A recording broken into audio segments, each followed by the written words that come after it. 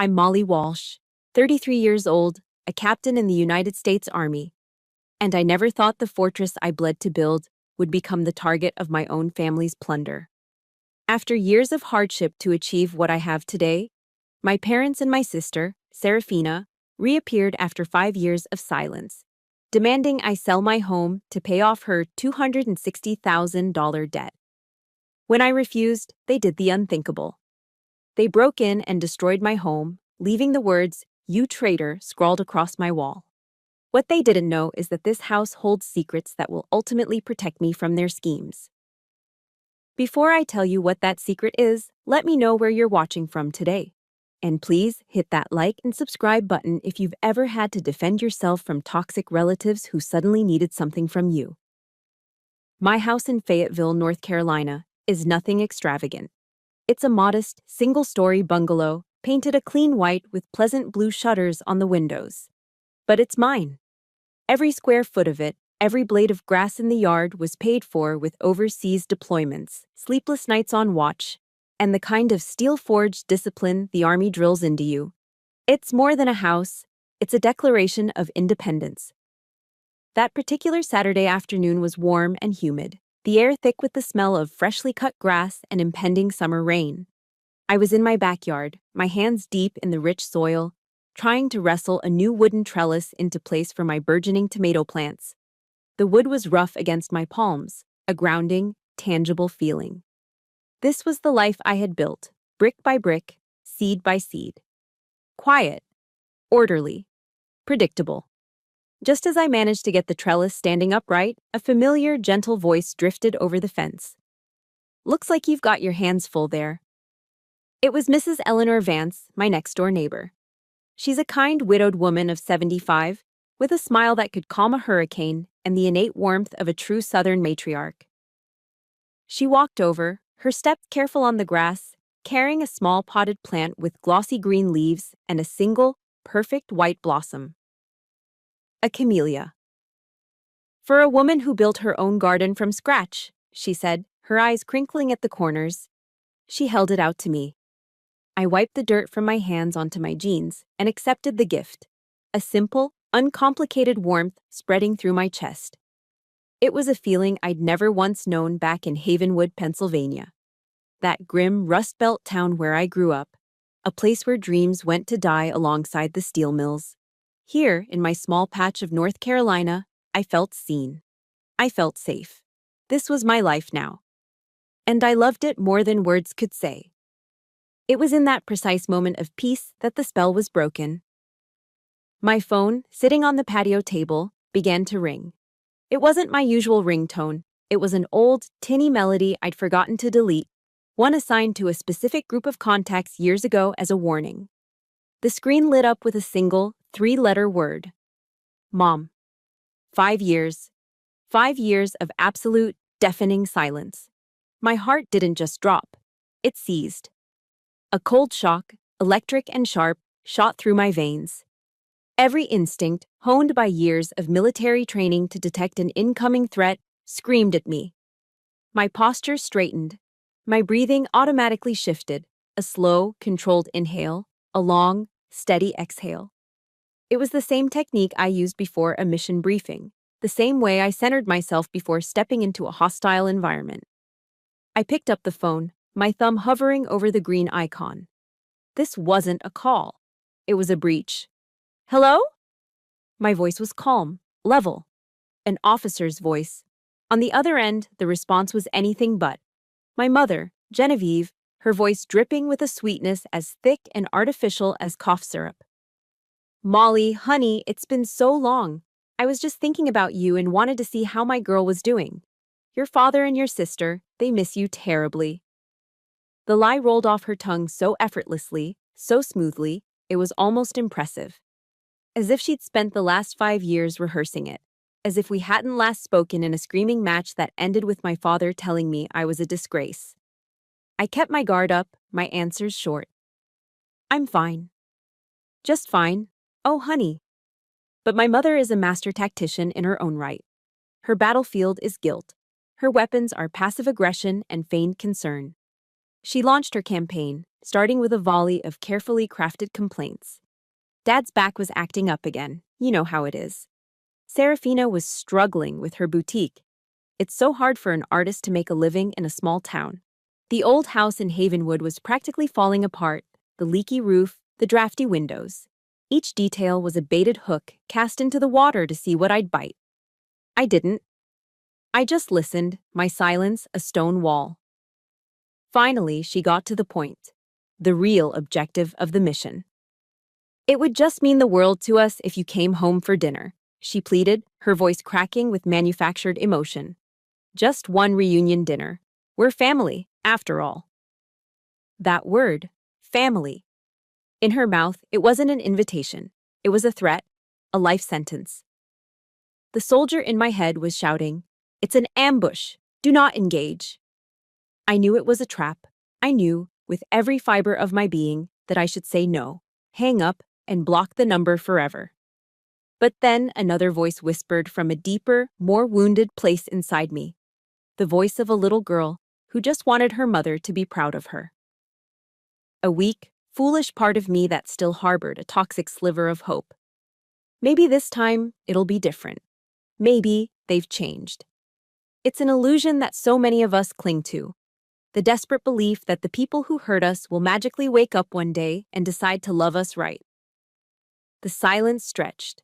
I could hear her breathing, waiting. She knew she had me.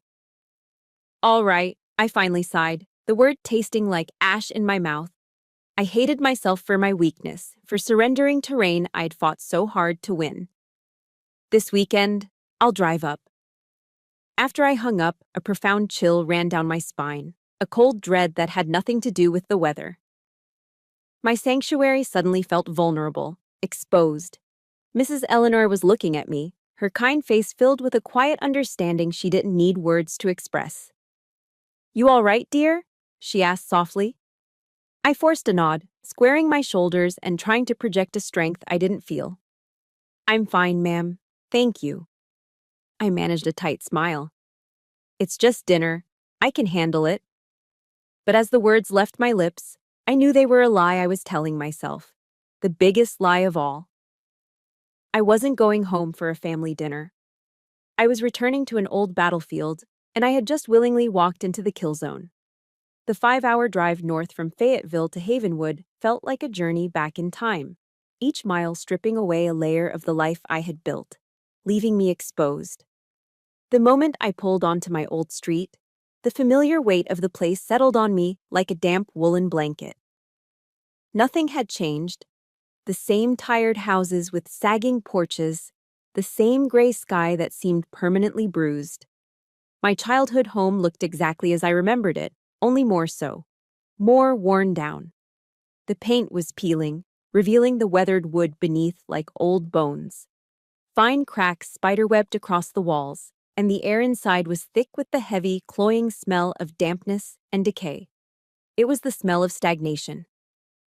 My father, Thaddeus, was sunk deep into his throne, a worn-out lazy boy recliner that had molded to the shape of his body over decades.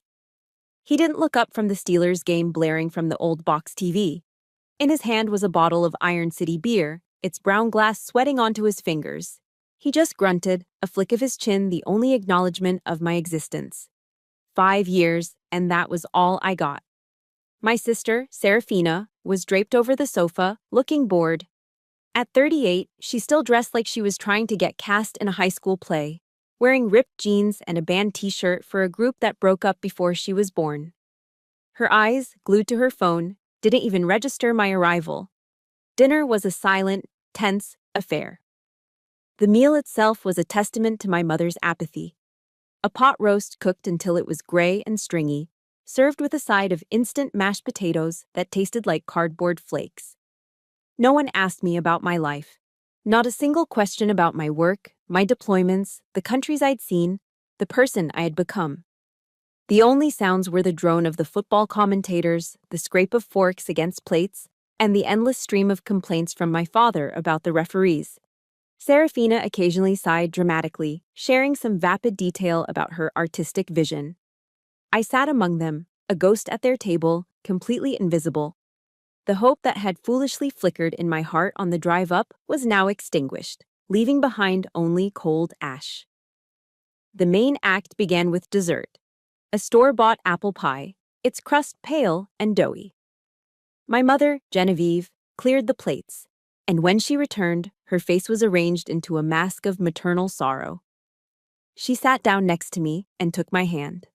Her skin was cold. Her eyes welled up with practiced tears. "Molly, darling," she began, her voice a fragile whisper. "Your sister, Serafina, she's so incredibly talented, you know, a true artist. But she's in a bit of trouble, a big bit of trouble." She squeezed my hand. "Her boutique, it's in debt. $260,000. The number hung in the air, obscene and absurd. At that moment, as if on cue, my father muted the TV. The sudden silence was more jarring than the noise. He turned his head slowly, his gaze heavy and flat. "That house of yours in North Carolina," he said, his voice a gravelly rumble. "Sell it. That should cover it." There was no negotiation. No, could you possibly consider? It wasn't a request. It was an order. They had discussed it, planned it, and decided the fate of my property, the one thing in the world that was truly mine, all without me. I wasn't their daughter, I was their contingency plan.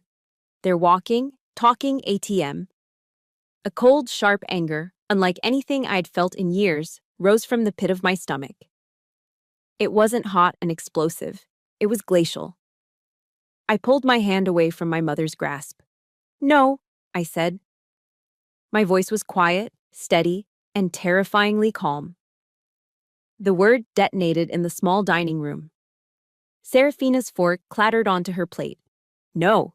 Did you just say no?" Her voice rose, shrill with disbelief. "Do you have any idea what it's like to be stuck in this dead-end town, trying to create something beautiful while you get to gallivant around the world on the government's dime?" My mother rushed in to play peacemaker, her words a volley of guilt. "Don't be selfish, Molly. You've gotten to see the world. Your sister hasn't even been out of Pennsylvania. This is her one big chance. Family is supposed to help each other." She wielded the word family like a bludgeon, a justification for any demand, no matter how outrageous. But it was my father's words that finally shattered the last, lingering shard of my childhood illusions. He pushed himself up from his recliner, his face flushed with rage. He pointed a trembling finger at me. "Don't you get high and mighty with me," he snarled, his voice thick with resentment. "That fancy uniform doesn't hide where you came from. You owe this house. You owe this family. You either sell that house, or you're no daughter of mine."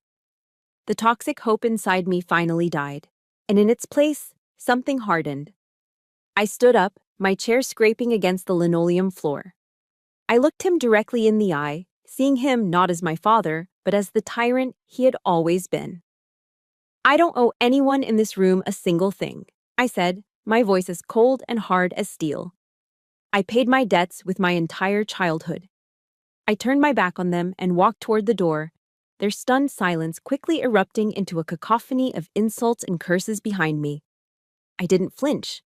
I just kept walking, out the door, down the cracked concrete steps, and into the cool night air. As I drove away, the car's headlights cutting the Worcester through the darkness of the forgotten street, I glanced in my rearview mirror. The house, with its dim, yellow light spilling from the windows, grew smaller and smaller until it was just another I drove through the night on Interstate 80, putting Pennsylvania in my rearview mirror for what I knew was the final time. The headlights of oncoming trucks sliced through the darkness of my cabin, flashing across my face like ghosts from the past rushing to meet me. Each pulse of light brought another memory. Another reason why my answer had to be no. Why couldn't I give in? Why was $260,000 a line I would never cross? Because it was never about the money. It was about what that money represented. It was the blood, the sweat, and the 15 years of my life I had traded for my freedom. My father's words echoed in my head, a relentless drumbeat against my skull. "You owe this family." But the real debt, the one that could never be repaid, was the one they owed me, for a stolen childhood. The memories flooded back then, Not as hazy recollections, but as sharp, vivid scenes playing out on the dark screen of the windshield. I remember being 12 years old. It was a Tuesday. I was helping my mother clear the table, and my elbow caught the edge of a cheap ceramic vase she kept on the mantelpiece. It wasn't an antique, it wasn't valuable, but it was hers. The sound of it shattering on the floor was like a gunshot in the silent house. My father, Thaddeus, was in the room in an instant. He didn't yell. It was worse than yelling. He grabbed my arm, his fingers digging into my bicep, and dragged me down the creaking wooden stairs to the basement. He forced me to my knees on the cold, unforgiving concrete floor and told me to stay there until he said I could move. He shut the door, plunging me into near darkness. All night, I knelt on that floor, my knees aching, the cold seeping into my bones. But the worst part wasn't the physical pain. It was the sounds from upstairs. I could hear my mother's voice, soft and gentle, as she read a bedtime story to Serafina. I heard my sister's laughter, light and carefree, trickling down through the floorboards like tiny sharp knives stabbing me over and over. They were living in a different world, just one floor above me. Hours later, the basement door opened with a soft creak. It was my mother. She snuck down, not to rescue me, but to manage the situation. She pressed a thin, scratchy blanket into my hands. "Hush now, Molly," she whispered, her voice urgent and strained. "Don't make your father angrier." She didn't protect me. She didn't stand up for me. She just told me to endure it quietly, to be a better victim. In that moment, I understood the roles we played. Serafina was the princess in the castle, and I was the scapegoat in the dungeon, sacrificed to appease the tyrant king's unpredictable rage. My mother wasn't a fellow prisoner. She was the warden, ensuring the system ran smoothly. Then there was the year I turned 15. I got a summer job at a local diner, bussing tables and washing dishes. I worked my tail off, scrubbing grease from the floors, enduring the sleazy comments from the line cooks, my hands perpetually smelling of bleach and old coffee grounds. I saved every single dollar, hiding the crumpled bills under my mattress. All for one thing: a $75 ticket to see Pearl Jam. They were my favorite band, their music a lifeline in the suffocating silence of my life. That ticket was the first thing I'd ever truly earned for myself, a small piece of a world that was mine and mine alone. My father found it. I don't know how, but he did. He stormed into my room one afternoon, waving the ticket in his hand like it was evidence of a crime. He held it up in front of my face, and then slowly, deliberately, he tore it into tiny, useless pieces. The confetti of my dreams fluttered to the floor. "This money is for the family," he growled, his voice low and menacing. "Not for you to waste on rock and roll garbage." The following week, he took the rest of the money I'd saved and bought Serafina a shimmering, brand new dress for her sophomore prom. I watched her twirl in front of the mirror, the sequins sparkling, and felt nothing. The grief was gone, replaced by a hollow certainty. That night, I cried not for the concert I had lost, but for the devastating realization that I was not entitled to joy. Any happiness I found would have to be seized, defended, and fought for. School became my only refuge. My grades were my shield and my sword. I studied with the desperation of a drowning person clinging to a piece of driftwood. Every A on my report card was a small act of rebellion, a step further away from the life they had planned for me. The day I graduated from high school, while my classmates were planning keg parties and road trips, I put on my best jeans and walked downtown to the military recruitment office. The plate glass window was covered in posters. One, in particular, caught my eye.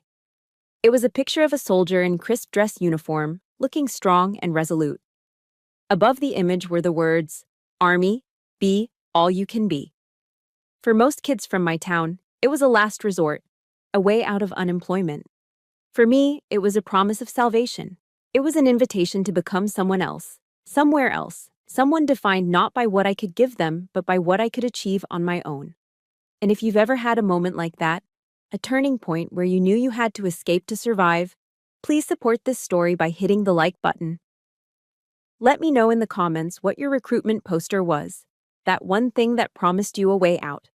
I walked through that glass door without a moment's hesitation. It wasn't a choice, it was an escape. The Army gave me discipline and a steady paycheck, but it was up to me to build a life. After a few deployments between combat pay and living frugally in the barracks, I had managed to save a respectable amount of money. Instead of blowing it on a new car or expensive vacations, I invested it in my freedom. I went looking for a house. I found it in Fayetteville, a foreclosed property the bank was desperate to get off its books. It was a wreck. The paint was peeling, the floors were water damaged, and a musty smell clung to every room. But beneath the neglect, I saw good bones. I saw potential. Most importantly, I saw a blank canvas. Every weekend, every day of leave became dedicated to the resurrection of that little bungalow. I learned how to tile a bathroom floor from YouTube tutorials, pausing the video every 30 seconds to match the instructor's movements. A retired master sergeant from my unit, who'd started his own plumbing business, taught me how to sweat copper pipes over a six-pack of beer on a Saturday afternoon. I learned to hang drywall, spackle, and paint. Every nail I hammered, every coat of paint I rolled onto the walls wasn't just about fixing a house. It was about healing myself. With each deliberate, constructive action, I was reclaiming the parts of my soul that had been chipped away, proving to myself that I could build something beautiful and lasting out of ruins. But a house is just a structure. What truly began to heal me was learning to trust people again. One of the best decisions I ever made was signing up to volunteer with the local Habitat for Humanity chapter on my weekends off. Alongside a group of strangers, teachers, accountants, mechanics, we'd spend our Saturdays framing walls and raising roofs for low-income families. Out there, sweating under the North Carolina sun, I wasn't Captain Walsh. I was just Molly, the clumsy amateur with the power drill. For the first time in my life, I was part of a team working toward a common goal where there was no judgment, no hidden agenda, no simmering rage. There was just shared purpose and easy camaraderie. I learned that the kindness of strangers was real. It wasn't a transaction, it was a gift. It was during those long drives to the build sites that I started listening to podcasts. Someone recommended Brené Brown. I listened to her talk about vulnerability and courage, and one of her phrases hit me like a ton of bricks. Vulnerability is not weakness, it's our greatest measure of courage. I realized that what I was doing, building a new life from scratch, opening myself up to new people, daring to believe I deserved peace, wasn't just an act of survival. It was an act of profound courage. It was the bravest thing I had ever done. And then there was Mrs. Eleanor. The day I moved in, she was the first person to walk across her lawn and knock on my door. She brought with her a homemade sweet potato pie, its crust perfectly golden, the warm smell of cinnamon and nutmeg filling my empty entryway. It was more than a pie, it was a welcome. It was an acceptance. She never once asked about my past, never pried about why a single woman in the Army was buying a fixer-upper all by herself.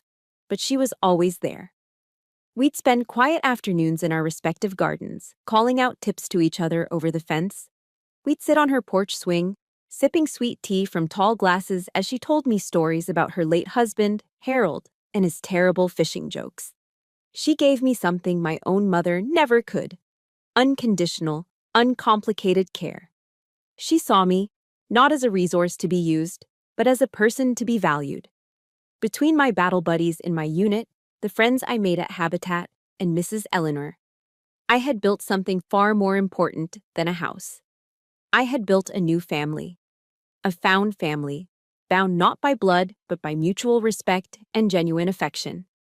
This was my fortress of peace, and every person in it was a brick in its walls. That night, after the long, soul-crushing drive back from Havenwood, I sat alone in my living room. The warm yellow light from the lamp I'd rewired myself cast a gentle glow on the walls I'd painted a soft, calming blue. I looked around at my home, my fortress, my sanctuary. Every book on the shelf, every photo on the wall was a testament to the fact that I had survived my past, that I had won. A deep, profound sense of peace washed over me, the kind of peace you can only appreciate after years of war. I took a deep breath, the air clean and tasting of freedom. I was safe. And just as that thought crossed my mind, My phone buzzed on the coffee table. It lit up, displaying a number I didn't recognize, an unknown caller. But I knew. My soldier's intuition, the same one that had kept me alive in dusty foreign lands, screamed a single, silent warning. The fight wasn't over. They had found me. The storm I had outrun for so long was about to make landfall, right here, on the shores of my hard-won peace. The assault didn't begin with a knock on the door or a voice shouting in the night. It began silently, digitally, with the subtle, insidious ping of a notification on my phone. A name from my past, a high school acquaintance I hadn't spoken to in over a decade, had tagged me in a post on Facebook. My finger hovered over the notification, a sense of dread coiling in my stomach like a cold snake. This was it, the opening salvo. I clicked it. And there it was, Serafina's masterpiece of manipulation. The post was built around a photograph of the two of us as children, a faded snapshot from a forgotten summer. I was maybe 9, she was 14. We were sitting on the splintered wooden steps of our front porch in Havenwood, squinting into the sun.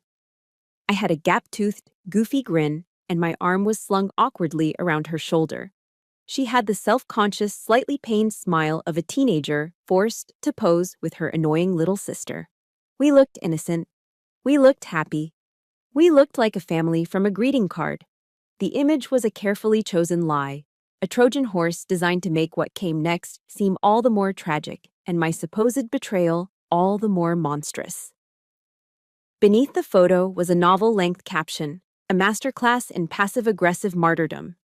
She wrote in flowing, dramatic prose about her artistic soul being slowly crushed by the harsh, unfeeling realities of small-town life. She lamented the unfortunate series of events and bad luck that led to her financial troubles, framing her irresponsibility as a noble struggle. And then, after paragraphs of self-pity, she delivered the payload. She never mentioned my name, of course. That would have been too direct, too honest. Instead, she wrote vaguely about the unique pain of having a highly successful sister in the military, who, sadly, had been changed by her career. A sister who had developed a heart of stone and now tragically valued money and possessions more than her own family. It was brilliant in its cruelty, a perfectly executed character assassination. The comment section beneath was a waterfall of misplaced sympathy and faux outrage from her circle of friends and distant relatives. "So sorry you're going through this, honey. I can't believe family would treat you that way." Sending prayers and positive vibes. With one calculated post, they had successfully painted me as the villain of my own story, turning my years of sacrifice into evidence of my cold, unfeeling nature. They were trying me in the court of public opinion, and they had supplied a jury of clueless strangers who were now clucking their tongues in judgment of a woman they had never met. My private pain was now a public spectacle. The digital assault was the air support. The ground invasion followed shortly after. The phone calls started. My mother, Genevieve, would call me, sobbing, her voice thick with a theatrical anguish she could summon on command.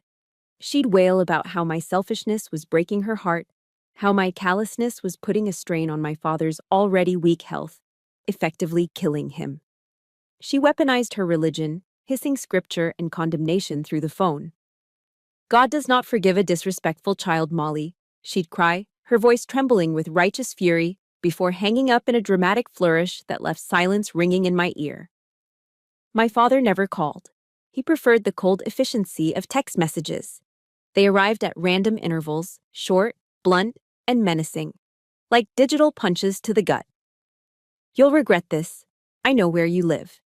Each message was a small grenade tossed into the peace of my day. Every ring of my phone, every buzz of a new text, was a fresh wave of attack. My fortress, my beautiful, quiet house, no longer felt safe. It felt like a target on a map. They could show up at any moment.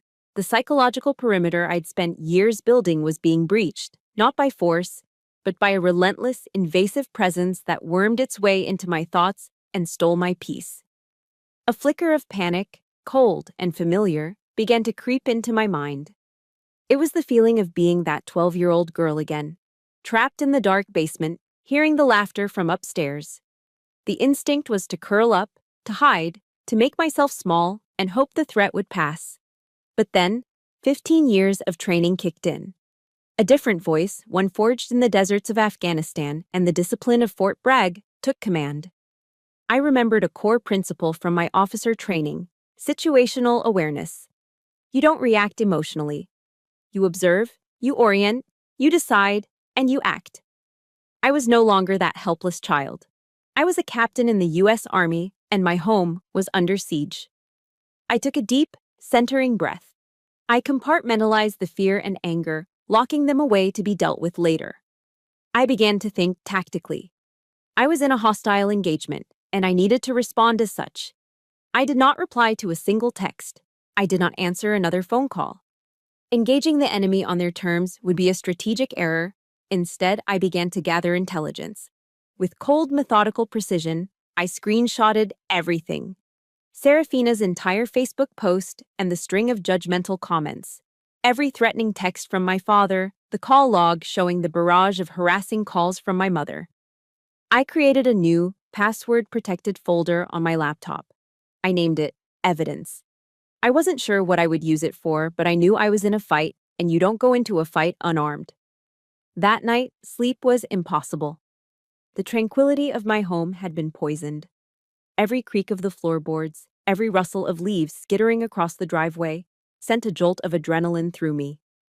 I lay in bed, staring at the ceiling, my ears straining in the darkness, cataloging every sound. They were escalating.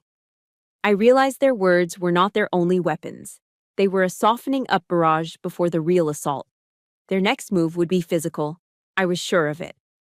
The next morning, as the first rays of sun cut through my blinds, my fear from the night before had been forged into something harder, something colder. Steel. My resolve had set. I picked up my phone and called a local security company. An hour later, a polite but serious-looking technician named Kevin was walking through my house as I detailed my requirements. "I want the works," I told him, my voice firm and clear, leaving no room for negotiation. A comprehensive system, cameras covering every angle of the exterior, front door, back door, all windows. Motion sensors on all ground floor points of entry. A monitored alarm system with a direct line to the Fayetteville Police Department. The loudest siren you have. He looked at me with a hint of concern in his eyes, taking in my military bearing and the stark emptiness of my still being furnished home. "Ma'am, Captain, are you worried about something?" I met his gaze without blinking, my expression unreadable. "I'm not worried," I said, the words precise and deliberate. "I'm preparing." A few days after the security system was installed, the new doorbell chimed. Its pleasant, electronic tone a stark contrast to the alarm bells ringing in my head. I walked over to the monitor I had mounted in the hallway. My blood ran cold. Standing on my porch were my parents. They were perfectly framed by the high-definition camera lens, a portrait of manufactured remorse. My mother had arranged her face into an expression of deep, sorrowful concern. My father stood beside her, looking down at his shoes, the very picture of a humbled man. In his hands, he held a cheap, store-bought gift basket, overflowing with cellophane-wrapped crackers and processed cheese. It was so absurdly transparent, it was almost insulting. My heart hammered against my ribs. My first instinct was to do nothing, to leave them standing there until they withered away under the Carolina sun. But I knew that wouldn't work. If I didn't open the door, they'd cause a scene. They'd bang on the door, shout my name, and perform their grief for the entire neighborhood to see, cementing their narrative of the poor, concerned parents and their cold-hearted daughter. I took a slow, deliberate breath, just as I'd been trained to do. Observe, orient, decide, act. I decided to play their game, but on my turf, by my rules. I unlocked the deadbolt. The heavy, satisfying thunk of the bolt sliding back was a small comfort, and opened the door just enough to block the entrance with my body. I stood there, silent, my posture rigid. "What do you want?" I asked.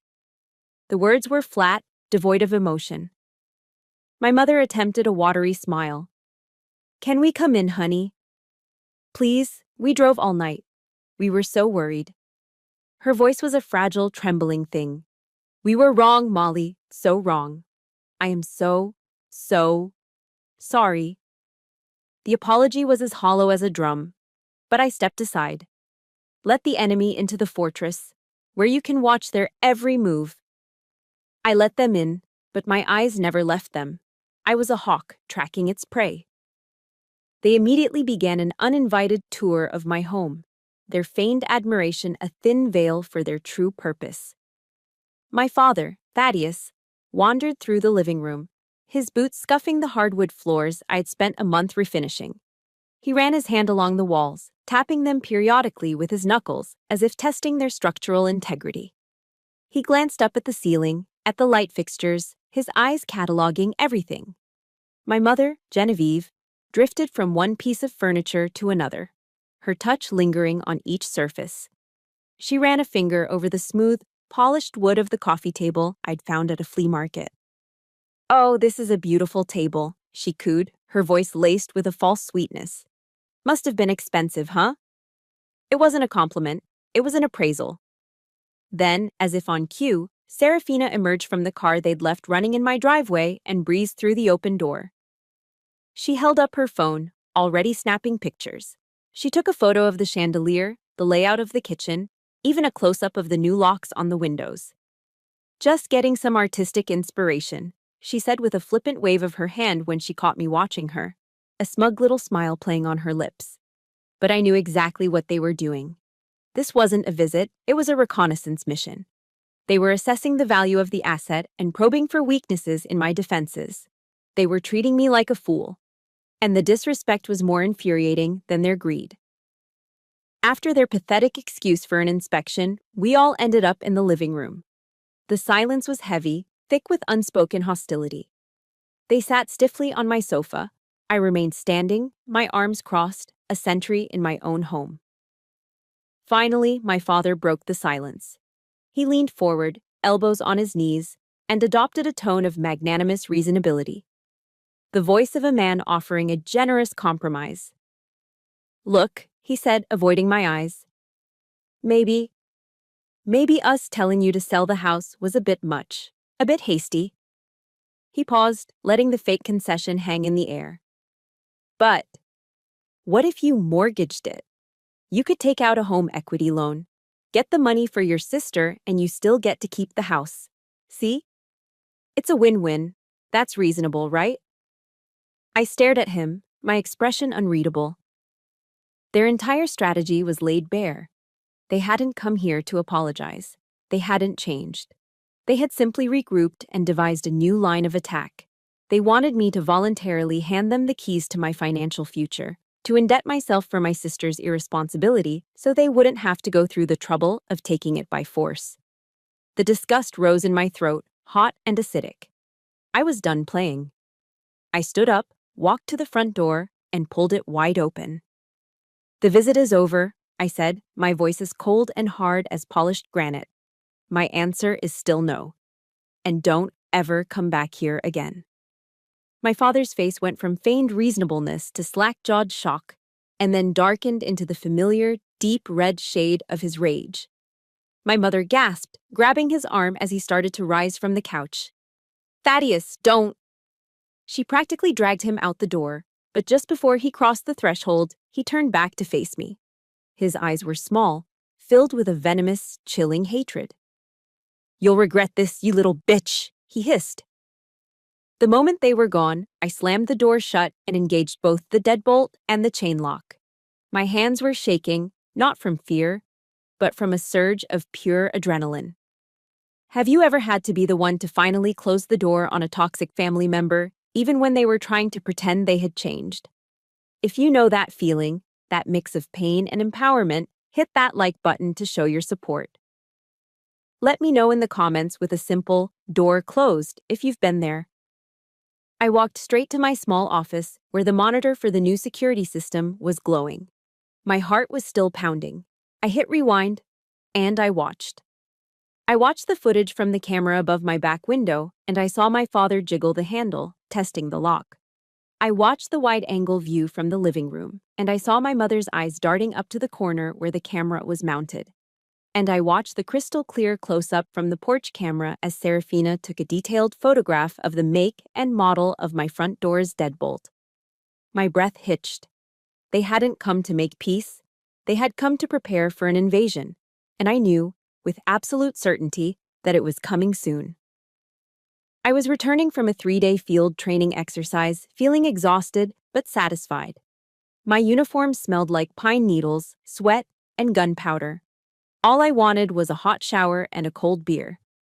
But as I turned onto my street, a primal sense of wrongness hit me first, even before I could process what I was seeing. My soldier's intuition screamed. I saw it from 100 yards away. My front door. It wasn't closed, it was hanging grotesquely open, splintered and broken, clinging to a single hinge like a broken jaw. My heart stopped. The world seemed to slow down, the sounds of the neighborhood fading into a dull roar. Training took over. I pulled my car to the curb, killed the engine, and drew my regulation Glock 19 from its holster in one smooth, practiced motion. I racked the slide, chambering around. My hands were steady. My breathing was controlled. But inside, a cold, white-hot rage was building. I approached the house low and fast, using the familiar cover of my neighbor's hedges. The inside of my home was a war zone. My beautiful, comfortable sofa, the first new piece of furniture I had ever bought for myself, was slashed to ribbons, its white stuffing pulled out like guts. The screen of my television was a spiderweb of shattered glass. My books, my most prized possessions, my paper and ink friends, had been torn from their shelves, their spines broken, pages ripped out and scattered across the floor like fallen leaves. And then I saw the message. Scrawled across the peaceful blue of my living room wall in a garish, greasy slash of bright red lipstick, Serafina's signature shade, were 2 words in crude, looping letters. You, traitor. My sanctuary. My fortress.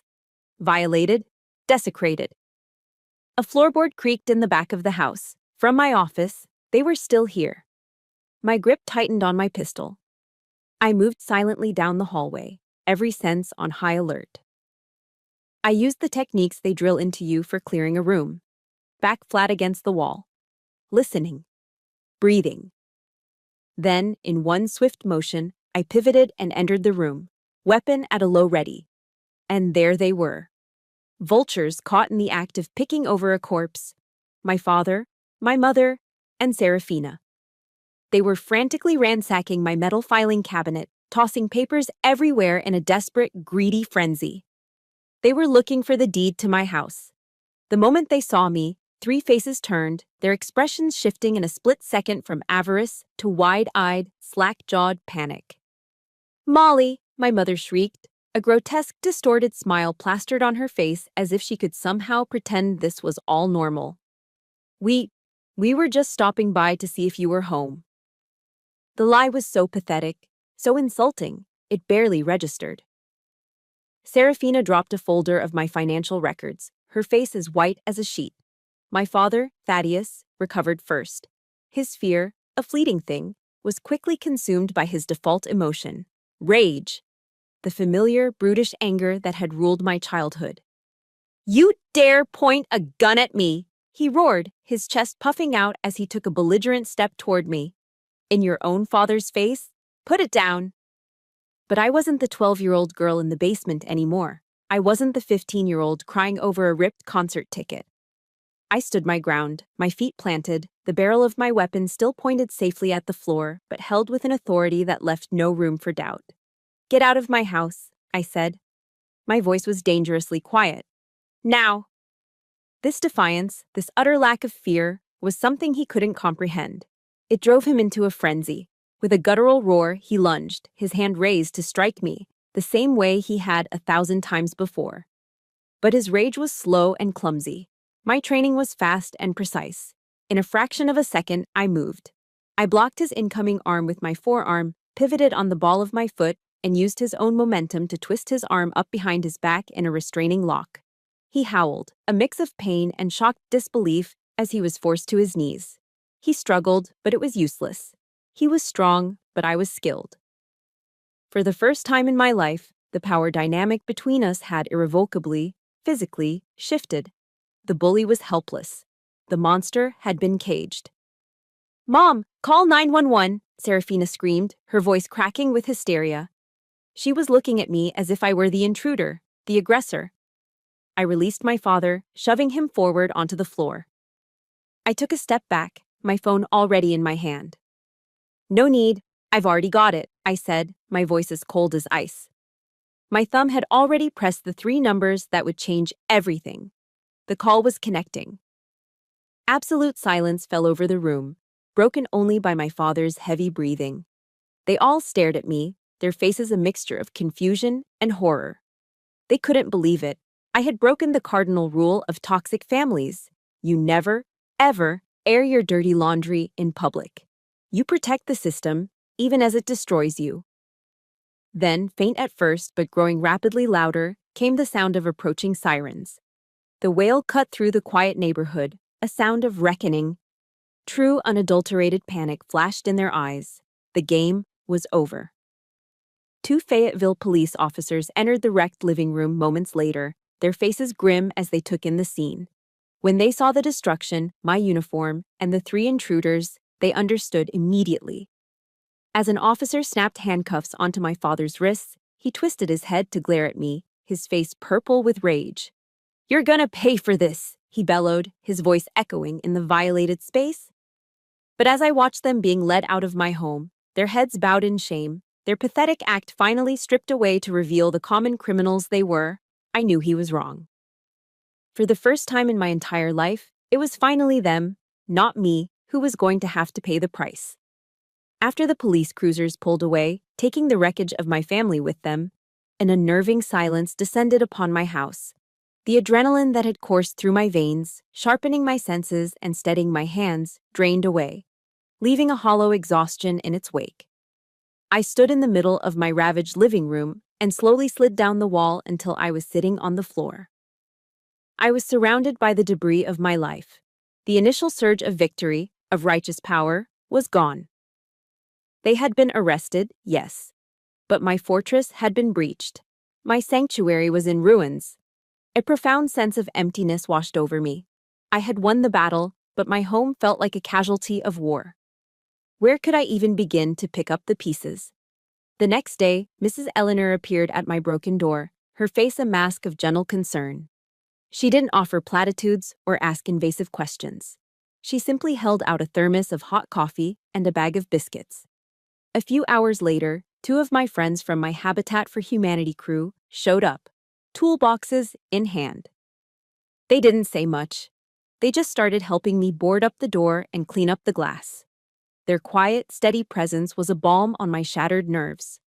We started in the attic, clearing out storage boxes that had been tossed around and broken open.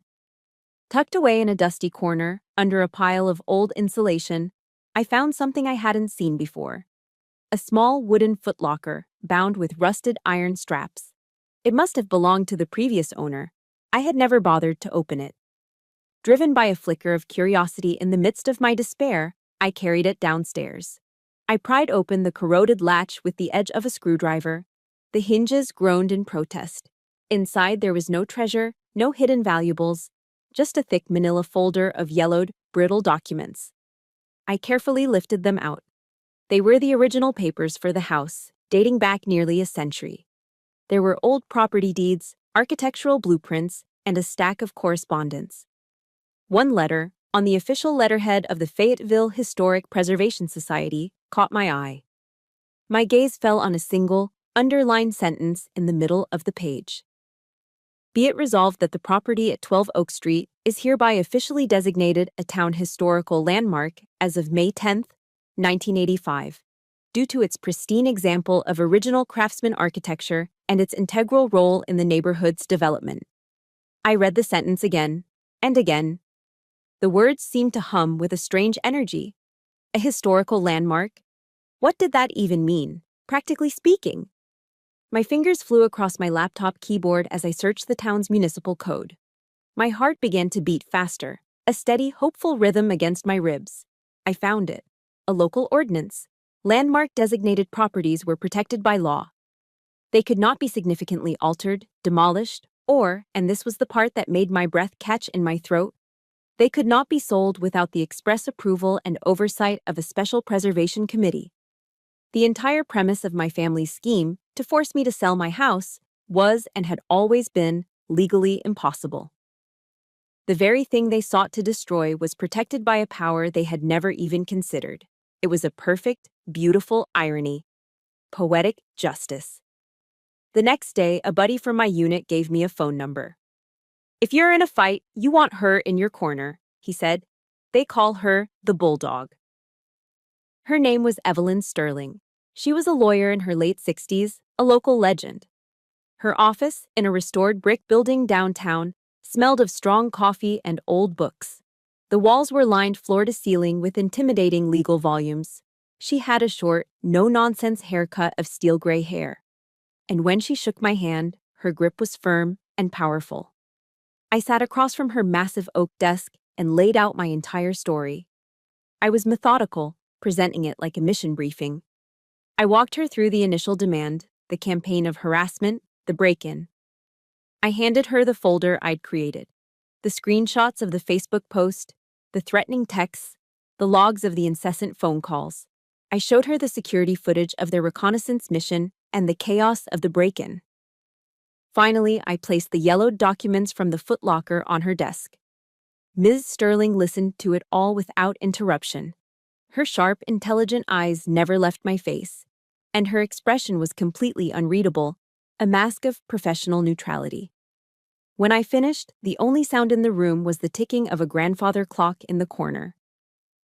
She simply nodded, a short, decisive gesture.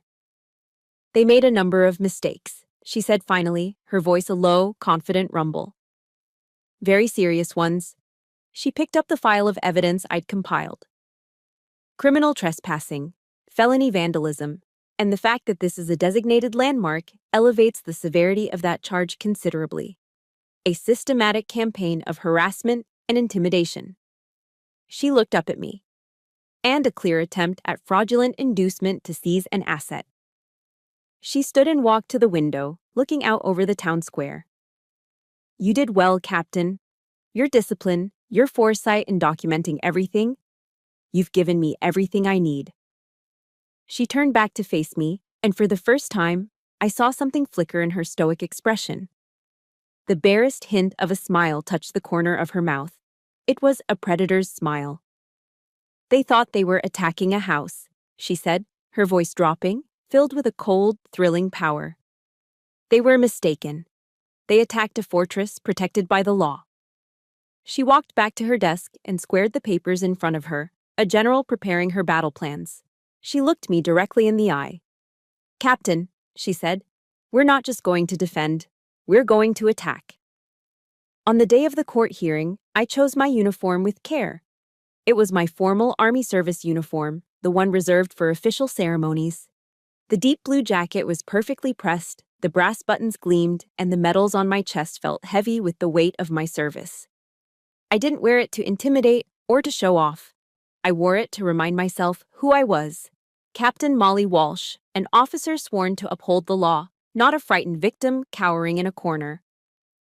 It was my armor. My family sat across the courtroom from me, huddled together on a wooden bench. They looked diminished under the harsh fluorescent lights, stripped of their bluster and bravado. They looked haggard, angry, and small. Their lawyer, a slick man in a suit that was a size too tight, began his opening statement. He painted a tragic picture of a misunderstanding that spiraled out of control. He called it a sad family drama, his voice dripping with synthetic sympathy. He then tried to pivot, suggesting that my years of service had left me psychologically fragile, prone to exaggeration. He implied that my family's actions, while perhaps misguided, were born of a deep-seated concern for my well-being. I sat perfectly still beside Ms. Sterling, my hands folded calmly in my lap. I trusted my general, and I waited for her to command the battlefield. When it was our turn, Evelyn Sterling rose. She didn't just walk to the lectern, she took possession of the entire courtroom. She didn't just present the charges, she told a story. My story. She began not with the break-in, but with the foundation of abuse. She presented photographs of old bruises I had documented years ago, emails I had sent to a trusted friend in college detailing my father's rages. The courtroom was silent. Their lawyer jumped to his feet. "Objection, Your Honor. Relevance? It speaks to a long-established pattern of intimidation and control, which is directly relevant to the defendant's motive," Miss Sterling countered smoothly. The judge, a stern-faced woman with intelligent eyes, simply said, "Overruled. Proceed, counselor." Miss Sterling laid out the evidence brick by brick, building an irrefutable case. She showed the court the threatening text messages from my father. She played the audio of my mother's hysterical, manipulative voicemails. She displayed the screenshot of Serafina's slanderous Facebook post on the courtroom monitors for all to see. The atmosphere grew thick with tension, but the final, devastating blow was the security camera footage. Miss Sterling dimmed the lights. "Your Honor, I would now like to present Exhibit D." The large screen flickered to life, showing the clear, damning footage from my office. The entire courtroom watched in stunned silence as my father, mother, and sister tore through my private files with a frantic, greedy energy. Then, Miss Sterling paused the video on a close-up of my father's face, his expression one of pure, unrestrained avarice as he held up a bank statement. She turned to face him where he sat at the defendant's table. Her voice was cold, sharp, and cut through the silence like a scalpel. "Does that look like concern for a daughter, Mr. Walsh?" she asked, her eyes boring into him. "Or does it look like a premeditated burglary?" He stared back, speechless, his face pale. The spell of their victim narrative was shattered. "Captain Walsh," Miss Sterling said, her voice softening slightly, "please tell the court, in your own words, when you discovered your family in your home, in that moment, what did you feel?" I rose and faced the judge, my posture erect, my voice clear and steady. I glanced briefly at my family. My mother was staring at her hands. Serafina was pale. My father was glaring, but for the first time, his glare held no power. "I didn't feel fear, Your Honor," I said. "I faced real danger in my career. What I felt in that moment was a profound sadness, a deep, hollow sorrow that the people who were supposed to love me unconditionally saw me only as an obstacle and my home only as a prize. They weren't there to reconcile. They were there to rob me." I turned my gaze to my father, who immediately looked away. And I decided in that moment that I was done letting them. My testimony, combined with the mountain of undeniable evidence, sealed their fate. The judge delivered her verdict without hesitation. They were found guilty on all counts: criminal trespassing, felony vandalism due to the historical status of the property, and criminal harassment. The sentence was read: probation for 3 years, full financial restitution for all damages, and, most importantly, a permanent restraining order was issued. They were legally forbidden from coming within 500 yards of me or my property. Forever. When the judge's gavel fell, the sound echoing through the quiet courtroom, my mother finally broke down, her sobs loud and performative. Serafina sat frozen, a statue of disbelief. My father just stared at me, his eyes burning with impotent, bottomless hatred. But I wasn't afraid of that look anymore. The monster had no more teeth. I stood, gave a respectful nod to Ms. Sterling, and walked out of the courtroom. I pushed open the heavy wooden doors and stepped out into the bright Carolina sunshine. I took a deep, clean breath of free air. I had won. Justice had been served. But as the courthouse doors swung shut behind me, the victory felt strangely hollow. The war was over, but the battlefield was my own heart, and I was left standing alone in the quiet aftermath. Repairing the house was, in some ways, harder than building it the first time. Every shattered piece of glass, every deep scratch in the hardwood floor was a physical reminder of the invasion. The ugly red letters on the wall seemed to have burned themselves into my memory. But this time, as I began the slow work of rebuilding, I wasn't alone. Mrs. Eleanor became a daily fixture, appearing each afternoon with a thermos of sweet tea and a plate of something delicious: lemon bars, oatmeal cookies, a slice of pound cake.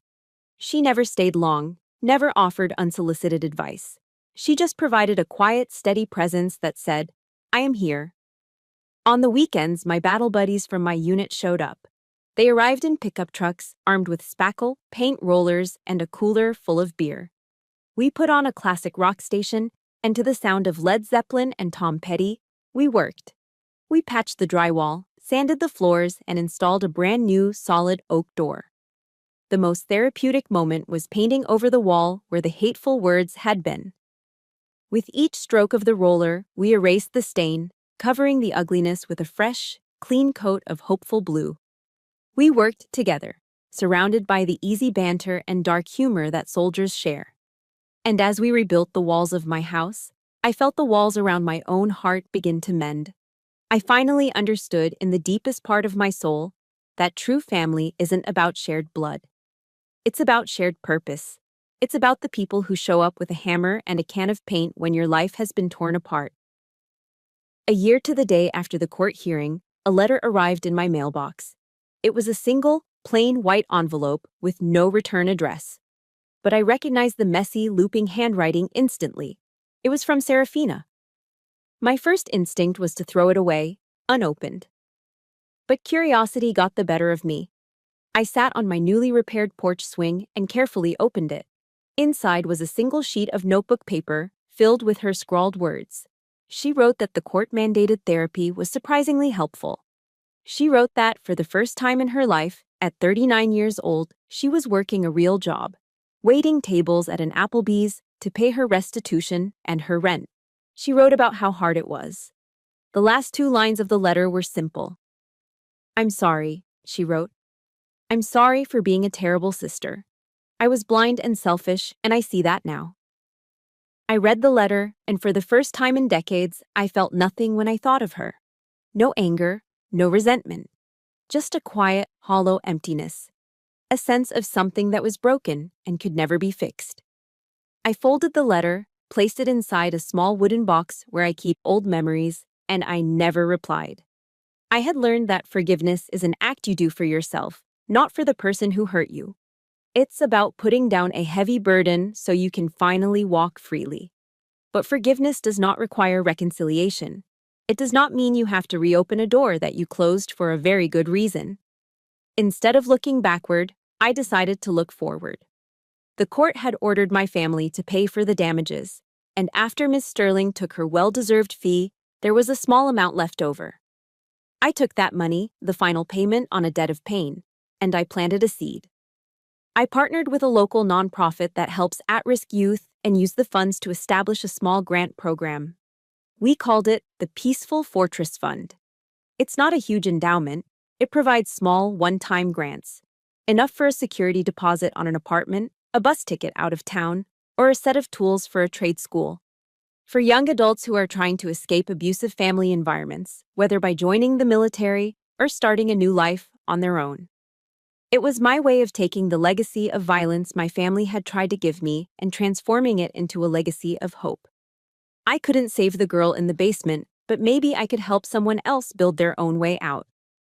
Occasionally now, I get invited to speak at veterans resource centers or domestic abuse shelters. I'm not a polished public speaker. I just tell my story. I talk about the fear, the loneliness, and the day I decided that I was worthy of peace. During a Q&A session a few months ago, a young woman asked me how I could ever truly forgive. I thought about it for a moment, and I told her about a Bible verse I'd struggled with. Matthew 5:44, the one that says, "Love your enemies and pray for those who persecute you." I told her I'd come to interpret it in my own way. For me, loving my enemies means wishing them peace, I said, my voice steady and clear. It means hoping, from a great and safe distance, that they find some way to heal themselves. But the greatest love you can ever give yourself sometimes is the courage to walk away. And here, in my rebuilt fortress, surrounded by the quiet hum of a life I earned and wrapped in the warmth of a family I chose, I have finally, truly found that peace. And that is my story. The story of how I built my own peaceful fortress, not of stone and wood, but of resilience. Thank you, truly, for listening and for being a part of this journey with me. My story is just one of many that will be shared on this channel. stories meant to prove that our past does not have to define our future. If you believe in the power of storytelling to heal and inspire, please subscribe so you never miss a new beginning. And consider sharing this story with just one person who might need a reminder of their own strength today.